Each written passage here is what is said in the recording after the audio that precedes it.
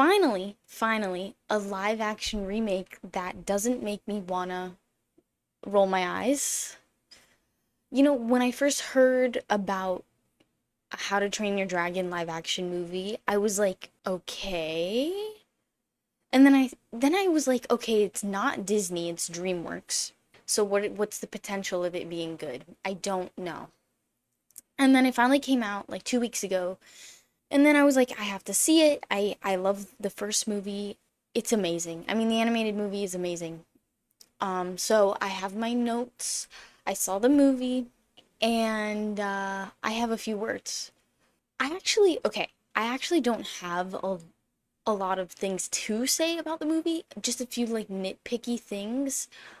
Because overall it was good. And I had already like heard the reviews, like it was it it basically had good word of mouth. It had good reviews. So I was like, okay, I'm expecting it to be good then. Which I shouldn't do that for live action, but let's say expectations, they were reached. They met my expectations. First and foremost, it is better than most live action movies. So if you want to go see one, go see it. But seeing it also means that it lets those, how do I put this? When the money comes in, they're going to make more.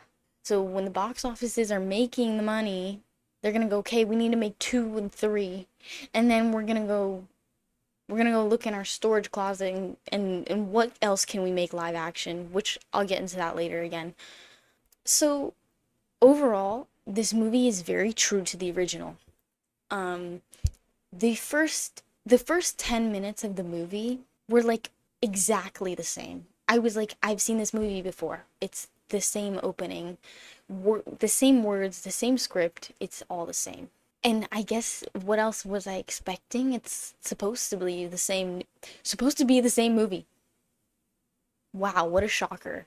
Now, I think the only reason this movie is good is because it was made by the same people. So the same director came back to make this movie because honestly, I think he was protective. He was protective of these movies, and he's like, okay, if anyone's gonna remake these movies, it's gonna be me. So they brought him back, and thank goodness they did. But I think there's like, what's the word for it? I think they just got lucky. I think they, if they wanted to remake older movies like Shrek or Megamind, first of all, don't do that. Don't, don't do that. I'm just saying, like, would they have the same people working on those movies? I think How to Train Your Dragon just kind of got lucky because the director wanted to come back and do it. I'm not sure if this is true. I think they were gonna make this movie with or without the director. I I'm not 100% sure if that's true, but like again, it's like sometimes you're lucky on the first try or you're just terrible all the way through. Because like look at what happened with Disney. They made Cinderella. It was amazing. And ever since then, not so much. I just don't get me started with Disney remakes because they all suck really, except for Cinderella. And Beauty and the Beast is decent, and I'm not speaking on any further about those. Anyway, back to the movie. It's still inferior, of course. Like the live action is always going to be the lesser version. Just see the animated version. Like just see it. But it was good. Don't get me wrong, it was good. It's kind of a sad thought to know that like parents are taking their kids to see this movie and they're going to remember the live action over the animated one. So, I'm just putting that out there. Just see the original. All right, so now I'm just going to get into the movie. I honestly don't have many things to nitpick other than like one of the okay, in the beginning sequence, there's a point in which like Cobbler, is it Cobbler or Gobbler? I don't know. He's talking to Hiccup. It's when they're in a little like they're making the tools and stuff and the dragon fight is happening. And then like Gobbler's like, you could never fight dragons cuz look at you. And then Hiccup is just like, well, you just pointed at all of me. By the way, that line is said like 3 or 4 times, and I'm like, okay, it was enough after the the second time.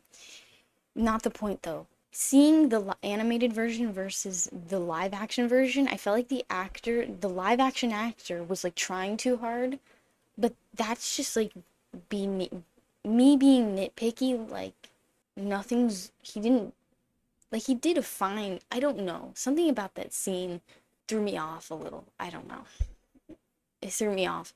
Anyway, to be honest, most of the problems I have with the movie are the side characters, and I think that's what most people are gonna say. They all are underwhelming. Oh my god. Okay. All the side characters are kind of underwhelming, and they kind of don't live up to their animated versions. The only one that kind of I felt original was Fish Legs. I don't know. I felt like he did embody the character, like the nerdy, awkward guy. I felt like they got that right. The actor got it right. And then the twins, I mean, they're like the one of the best parts of the original movie. They just didn't land. I mean, they were kind of lame. I'm not gonna lie. I'm sure they were trying their best. They were okay. They just really didn't embody like the characters. Because okay, in Orlando they opened up Epic Universe, a new theme park. And I personally haven't been. I would like to one day. And they have the characters like walking around the park in costume.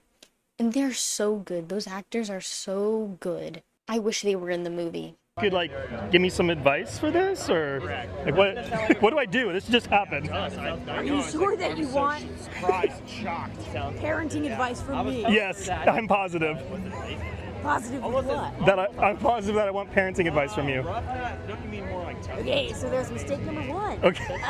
Also, just to add on to it, the live action actors are like 30 years old.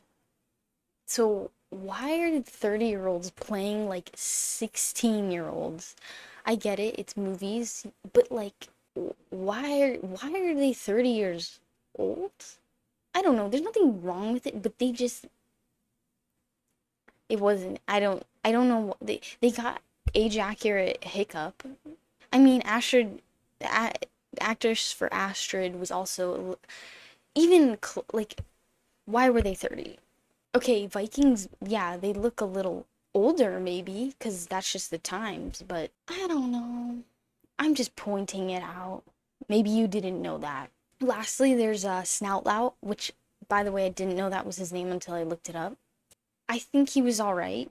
I felt like he needed to be more annoying and like arrogant because he comes off so annoying and arrogant in the animated movie that it's funny. And that didn't really come off in the live action. And then there's Astrid. I think Astrid was fine. I think she could have used a little more emotion on her face. I think sometimes her face was just like, I don't know. I don't know. I'm just saying, I think she could have used a little more oomph or maybe even sassiness. I don't know. Astrid's kind of sassy. I think this live action Astrid was more like quiet. I don't know. And then there's Gobbler. Gobbler? Oh, his name is Gobbler. He was fine. Again, no notes about him. Oh, and then Stoic. He was perfectly fine. You want to know why? Because it's the same actor. They got in the same actor. So it was great. He's great in both parts. What can I say? And then Toothless is clearly the best part of the movie, the best character. He's amazing. And then Hiccup, finally. I think they chose like a perfect actor for Hiccup. Yeah, I don't know. He embodies Hiccup. I'm excited to see like how the character's gonna progress in the sequels. Cause he's very like awkward and nerdy in the first movie, and then in the sequels he's more confident and a leader. Anyway, overall I don't have much else to say about the movie other than like it's a little, what's the word? It's a little scary because since this is a good movie, they're gonna want to make more. And this is DreamWorks we're talking about. This is not Disney. Disney has already dug their hole, but DreamWorks is, they have good, great movies. I mean, Megamind, Monsters vs. Aliens, the B movie. I mean, I don't think they'll make those live action because they really shouldn't. They really should not do that. The only movie I think that could maybe be live action is The Croods, because maybe they could actually get Nicolas Cage. It would be so funny. They could actually get Nicolas Cage for it. No, but like, you get my point, right? Like, I don't know what path DreamWorks is gonna go. Universal is gonna go. I think it's just like, we as viewers don't want to see more heartless remakes, and I think How to Train Your Dragon was like why you're giving people hope. So now like the standard's up here and it should stay there. It's like I don't know, like you're getting people's hopes up in a way. Like the viewers, Disney fans, whatever, have been disappointed over and over. I don't even see live action. The last one I saw, I think, was The Little Mermaid, and that was like 2 years ago. I could care less to see Lilo and Stitch. And one last thing. The music was probably the best thing about the entire movie. It was amazing to hear that music so loud. It just like the chills. Like I just got the chills watching that movie. It's just beautiful. Yeah, I think the pacing was okay. It felt like the movie was going a little too fast, which is funny because it was longer than the animated movie. I felt like the animated movie was able to sit in those quiet moments, especially between Hiccup and Toothless. Like you really feel like they're bonding, and in the live action it's more like, oh, it's more like Hiccup is just sitting there, and then Toothless is like, cool, I guess. Like, you're right there, I guess. Overall, I am excited to see 2 and 3. I know they're making 2. They'll probably make 3. I guess I'm excited. I gave this movie a 4 out of 5 on Letterboxd. If you want to follow my Letterboxd. So that's it. I hope you enjoyed watching. Please like subscribe maybe. I don't know if you want, I guess.